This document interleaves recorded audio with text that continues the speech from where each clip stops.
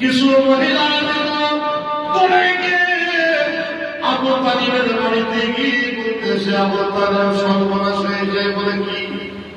বলে তোমার ভাই খবর পেয়েছ?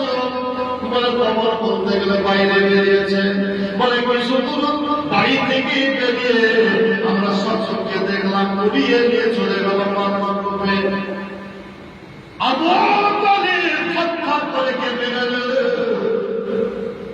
আমার ভাই আর যদি কিছু হয়ে যায় মরেও আমি শান্তি পাবো না, কারণ আব্বু আমাকে বলে গিয়েছে।